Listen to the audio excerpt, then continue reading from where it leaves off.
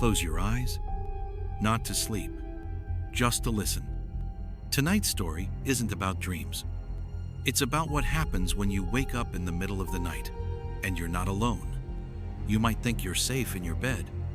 You might think nothing can hurt you when you're under the covers. But what if I told you that there's someone watching you, waiting for you to fall asleep? Tonight, I'll tell you about the silent watcher, the one who sees everything, the one who never blinks. It all started with an invitation. I don't know why I accepted it.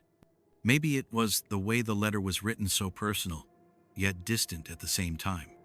It simply read, "Come to the house by the woods. We've been waiting for you." I didn't know who we were, but something in the letter drew me in. I drove for hours, the sky growing darker, and the roads narrowing as I ventured deeper into unfamiliar territory. The house was nestled at the edge of a dense forest, surrounded by trees that seemed to stretch endlessly into the night. It was old, much older than any house I had ever seen. The kind of house that had been abandoned for years, yet still stood tall. When I stepped inside, I expected silence. But what I felt was something else. A presence. Not from a person, but from the house itself. It felt alive. And that's when I heard it. A soft whisper coming from the hallway. "Come in. We've been waiting." I followed the whisper. The hallway was dim, lit only by a flickering candle on the wall. The air was thick with dust, and there was something else I couldn't quite place. A chill. I opened the door at the end of the hallway, and there, sitting in a chair by the window, was a figure. A man. But not just any man. His eyes were empty, hollow, like he had been waiting for something or someone. He didn't move. He didn't speak. And then I saw it. His shadow. It didn't move with him. It was alive on its own. It twisted, twirled. I backed away, but the shadow followed me. And then, in a voice so soft, almost like a breeze, the man whispered, "You shouldn't have come." The next morning, I tried to leave. But the door wouldn't open. I turned around, and the house had changed. The hallway that had been behind me was now in front of me.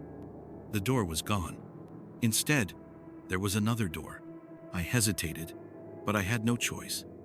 I opened it, stepping into a dark corridor. The walls seemed to pulse. The air felt thick with something, watching. And then I heard the whispers again. Not from the shadows, not from the walls. From the very floor beneath my feet. "Stay." I froze. "Stay with us, forever." The whispers grew louder. I turned, but the room I entered was filled with figurette shadows, but with faces. They were watching me, and just like the man I saw earlier, their eyes were empty. But their smiles, they grinned as if they knew something I didn't. And then, one of them spoke. "You are one of us now." The shadows moved closer, surrounding me. I wanted to run, but I couldn't. "Once you step into the house," they whispered, "you never leave."